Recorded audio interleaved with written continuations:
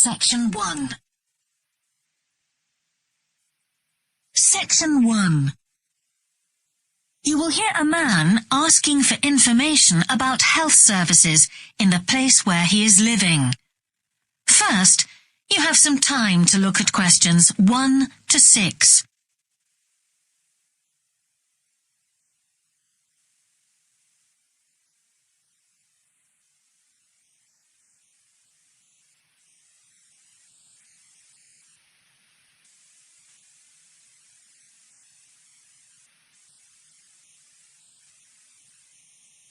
You will see that there is an example that has been done for you. On this occasion only, the conversation relating to this will be played first. Can I help you? Yes, I've just moved to this area with my wife and children, and I'd like to know where we can all register with a doctor at a health centre. Oh, okay. Well, there's Dr. Green at the Harvey Clinic. The woman says the doctor at the Harvey Clinic is called Dr. Green, so Green has been written in the space. Now we shall begin. You should answer the questions as you listen, because you will not hear the recording a second time. Listen carefully and answer questions 1 to 6. Can I help you? Yes, I've just moved to this area with my wife and children, and I'd like to know where we can all register with a doctor at a health centre. Oh, okay. Well, there's Dr. Green at the Harvey Clinic. We always recommend her for babies because she's very good with them and she runs a special clinic. Oh, actually, my youngest child is 5, so that wouldn't be any good for us. Right. Is there anywhere else I could try? Yes, the Eshcol Health Practice is the next one on my list. How do you spell that? E-S-H-C-O-L. And it's Dr. Fuller who has space on his list. The clinic only opened a year ago, so the facilities are all very modern. That sounds good. And it's particularly good if you're busy during the day because they also do appointments in the evening. They're closed on Saturday, though. The only other place on the list is the health centre on Shore Lane. You can register with Dr. Gormley. That's G-O-R-M-L-E-Y. He's new there, but the centre has a very good reputation. Oh, yes. I think I know the road. That would be the best one. Thanks. Could you tell me, will all their services be free? There are usually some small charges that doctors make. Let me see what it says about the Shore Lane Centre. If you need to be vaccinated before any trips abroad, you won't have to pay for this. What else? The Sports Injury Treatment Service operates on a paying basis, as does the Nutritional Therapy Service. Some health centres do offer alternative therapies like homeopathy as part of their pay-to-use service. Shore Lane are hoping to do this soon. I think they may start with acupuncture. Oh. And finally, if you need to prove you're healthy or haven't had any serious injuries before a new employer will accept you, you can get a free fitness check-up there. But you'd most likely have to pay for insurance medicals, though. Okay, thanks. Before you hear the rest of the conversation, you have some time to look at questions 7 to 10.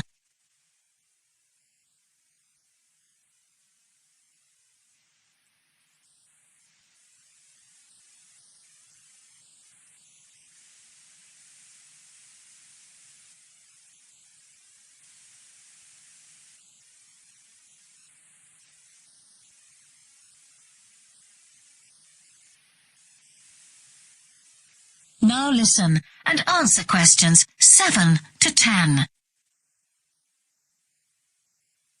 You might also be interested to know the centre is running a pilot scheme of talks for patients.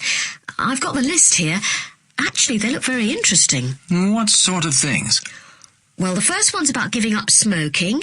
It's next week, the 25th of February at 7 p.m, and that's in room 4. It says the talk will stress the health benefits, particularly for people with asthma or heart disease. That sounds very interesting. There's also a talk for families with children. It's on healthy eating and takes place on the 1st of March at 5 o'clock. Will that be at the health centre? Actually, it's at the primary school on Shore Lane. I imagine they're inviting the parents of pupils there. It says here, all welcome. I might go to that if I have time. There's a couple of other talks. One giving advice about how to avoid injuries while doing exercise. It's on the 9th of March. Oh, it's a late afternoon talk at 4:30, and it'll be in room 6. It also says the talk is suitable for all ages. And finally, there's a talk called Stress Management, which is on the 20th. That is the end of section 1. You now have half a minute to check your answers.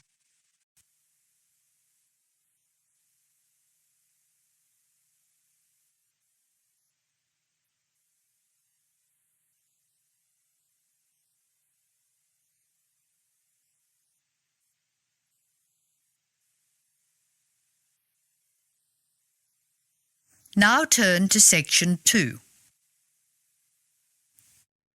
Section 2. You are going to hear a teacher helping high school students visiting from an overseas school to fill in a school excursion permission note. First look at questions 9 to 16.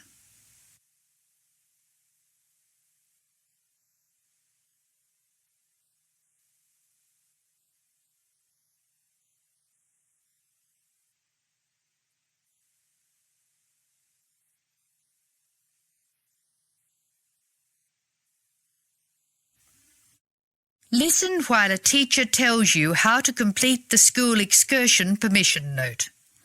Write no more than 3 words or numbers for each answer.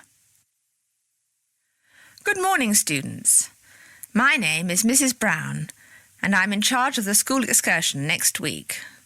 Please take out your school excursion permission note so you can fill it in. For insurance purposes, this note must be signed by your guardian or the group leader. First of all, fill in the name of your class. Everyone here is in 3A, aren't they? So write 3A where it says class. We're going to the Blue Mountains, which is great. So this is the school excursion to the Blue Mountains. The day we leave is Monday. That's Monday, June 10. We are travelling by bus all the way, so we don't have to worry about changing trains or anything like that. The bus will leave from the front gate at 8 a.m. I know we usually use the side gate, but because of the roadworks, we will be using the front gate when we leave. However, when we return, the roadwork will be complete, so we'll use the side gate. We expect to be back at 6 p.m. It's going to be a lovely day. Your teachers will give you tasks to do when we arrive. We'll provide fruit and fruit juice on the bus, but you must bring your own lunch. While we're on the excursion, we'll be moving around a lot in some fairly rough country. Be very careful to wear strong shoes. It's very important that you look after your feet very well. Now, does anyone have any questions they want to ask? Now look at questions 17 to 19.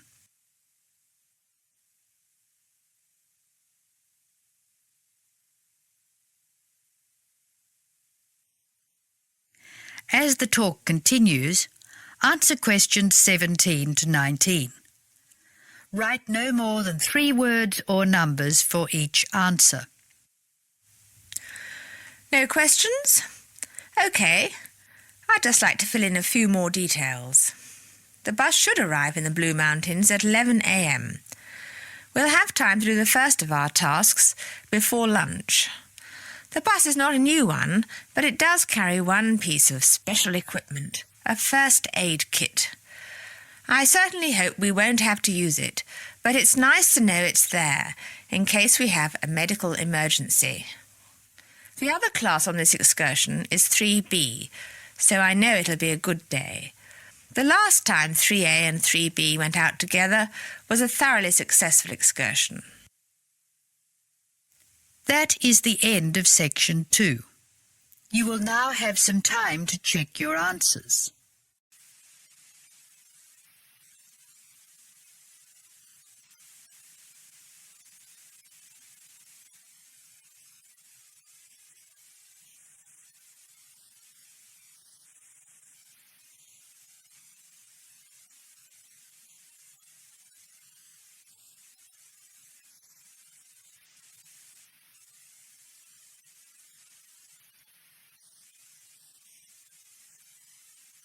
Now turn to section 3.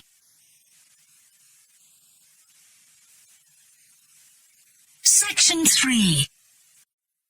You will hear 2 psychology students discussing the effects of the order in which the children in a family are born. First, you have some time to look at questions 21 to 26.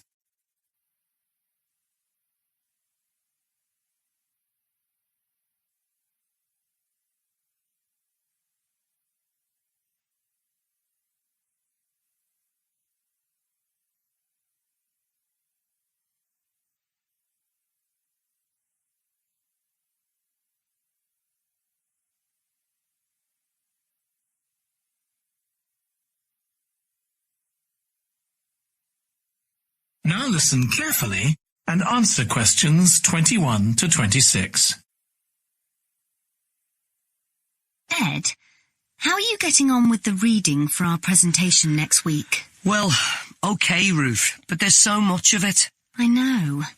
I hadn't realised birth order was such a popular area of research. But the stuff on birth order and personality is mostly unreliable. From what I've been reading, a lot of the claims about how your position in the family determines certain personality traits are just stereotypes, with no robust evidence to support them. OK, but that's an interesting point. We could start by outlining what previous research has shown. There are studies going back over 100 years. Yeah, so we could just run through some of the typical traits. Like the consensus seems to be that oldest children are generally less well-adjusted, because they never get over the arrival of a younger sibling. Right, but on a positive note, some studies claim that they were thought to be good at nurturing. Certainly in the past, when people had large families, they would have been expected to look after the younger ones. There isn't such a clear picture for middle children, but one trait that a lot of the studies mention is that they are easier to get on with than older or younger siblings. Generally eager to please and helpful. Although that's certainly not accurate as far as my family goes. My middle brother was a nightmare, always causing fights and envious of whatever I had. As I said, none of this seems to relate to my own experience. I'm the youngest in my family, and I don't recognise myself in any of the studies I've read about. I'm supposed to have been a sociable and confident child who made friends easily, but I was actually terribly shy. Really? That's funny. There have been hundreds of studies on twins, but mostly about nurture versus nature. There was one on personality which said that a twin is likely to be quite shy in social situations because they always have their twin around to depend on for support. My cousins were like that when they were small. They were only interested in each other and found it hard to engage with other kids. They're fine now, though. Only children have had a really bad press. A lot of studies have branded them as loners who think the world revolves around them because they've never had to fight for their parents' attention. That does seem a bit harsh. One category I hadn't considered before was children with much older siblings. A couple of studies mentioned that these children grow up more quickly and are expected to do basic things for themselves, like getting dressed. I can see how that might be true, although I expect they're sometimes the exact opposite, playing the baby role and clamouring for special treatment. Before you hear the rest of the discussion, you have some time to look at questions 27 to 30.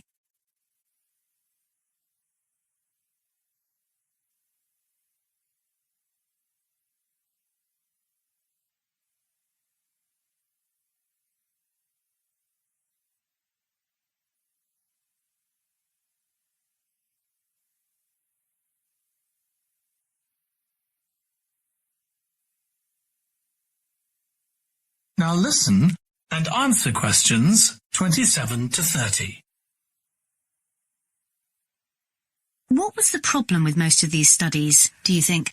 I think it was because, in a lot of cases, data was collected from only one sibling per family, who rated him or herself and his or her siblings at the same time. Some of the old research into the relationship between birth order and academic achievement has been proved to be accurate, though. Performances in intelligence tests decline slightly from the eldest child to his or her younger siblings. This has been proved in lots of recent studies. Yes, although what many of them didn't take into consideration was family size. The more siblings there are, the likelier the family is to have a low socio-economic status, which can also account for differences between siblings in academic performance. The oldest boy might be given more opportunities than his younger sisters, for example. Exactly. But the main reason for the marginally higher academic performance of oldest children is quite surprising, I think. It's not only that they benefit intellectually from extra attention at a young age, which is what I would have expected. It's that they benefit from being teachers for their younger siblings by verbalizing processes. Right. And this gives them status and confidence, which again contributes in a small way to better performance. So, would you say sibling rivalry has been a useful thing for you? I think so. My younger brother was incredibly annoying, and we fought a lot. But I think this has made me a stronger person. I know how to defend myself. We had some terrible arguments, and I would have died rather than apologize to him. But we had to put up with each other, and most of the time we coexisted amicably enough. Yes, my situation was pretty similar. But I don't think having two older brothers made me any less selfish. I was never prepared to let my brothers use any of my stuff. That's perfectly normal, whereas sometimes... That is the end of section 3. You now have half a minute to check your answers.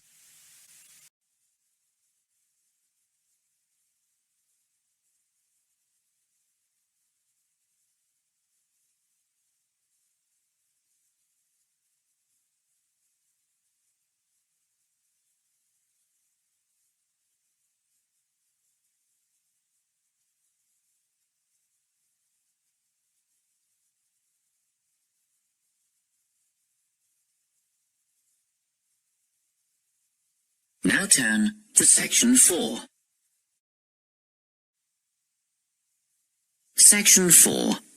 You'll hear a talk on the topic of time perspectives. First, you have some time to look at questions 31 to 40.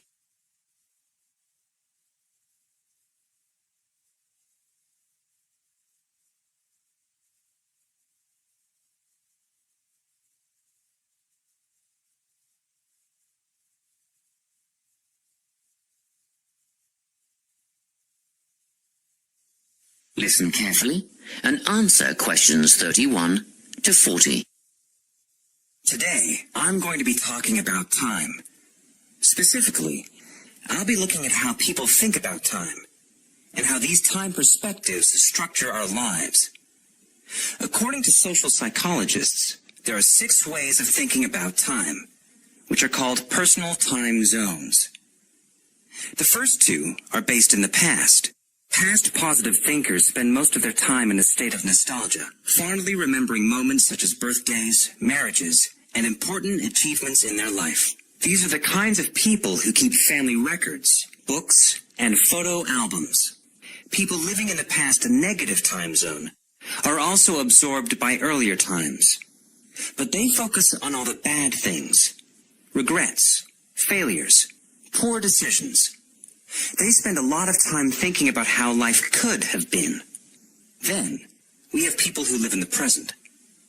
Present hedonists are driven by pleasure and immediate sensation. Their life motto is to have a good time and avoid pain. Present fatalists live in the moment too, but they believe this moment is the product of circumstances entirely beyond their control. It's their fate, whether it's poverty, religion, or society itself. Something stops these people from believing they can play a role in changing their outcomes in life. Life simply is, and that's that. Looking at the future time zone, we can see that people classified as future active are the planners and go-getters. They work rather than play and resist temptation. Decisions are made based on potential consequences, not on the experience itself. A second future-orientated perspective, future fatalistic, is driven by the certainty of life after death and some kind of a judgment day when they will be assessed on how virtuously they have lived and what success they have had in their lives. Okay, let's move on. You might ask, how do these time zones affect our lives? Well, let's start at the beginning. Everyone is brought into this world as a present hedonist. No exceptions. Our initial needs and demands, to be warm, secure, fed, and watered, all stem from the present moment. But things change when we enter formal education. We're taught to stop existing in the moment and to begin thinking about future outcomes. But did you know that every 9 seconds a child in the USA drops out of school? For boys, the rate is much higher than for girls. We could easily say, well, boys just aren't as bright as girls. But the evidence doesn't support this. A recent study states that boys in America, by the age of 21, have spent 10,000 hours playing video games. The research suggests that they'll never fit in the traditional classroom, because these boys require a situation where they have the ability to manage their own learning environment. Now, let's look at the way we do prevention education. All prevention education is aimed at a future time zone. We say, don't smoke or you'll get cancer. Get good grades or you won't get a good job. But with present-orientated kids, that just doesn't work. Although they understand the potentially negative consequences of their actions, they persist with the behavior because they're not living for the future. They're in the moment right now. We can't use logic, and it's no use reminding them of potential fallout from their decisions or previous errors of judgment.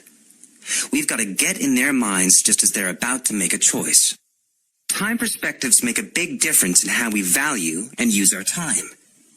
When Americans are asked how busy they are, the vast majority report being busier than ever before. They admit to sacrificing their relationships, personal time, and a good night's sleep for their success. 20 years ago, 60% of Americans had sit-down dinners with their families, and now only 20% do. But when they're asked what they would do with an 8-day week, they say, that'd be great. They would spend that time laboring away to achieve more. They're constantly trying to get ahead, to get toward a future point of happiness. So, it's really important to be aware of how other people think about time. We tend to think, that person's really irresponsible, or that guy's power hungry. But often, what we're looking at is not fundamental differences of personality, but really just different ways of thinking about time. Seeing these conflicts as differences in time perspective, rather than distinctions of character, can facilitate more effective cooperation between people and get the most out of each person's individual strengths. That is the end of section 4. You now have half a minute to check your answers.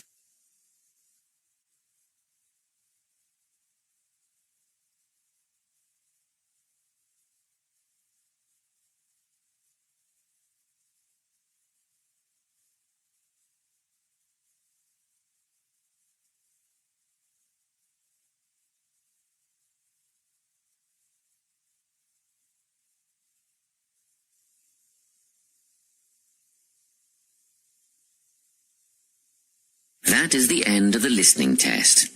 You now have 10 minutes to transfer your answers to the listening answer sheet.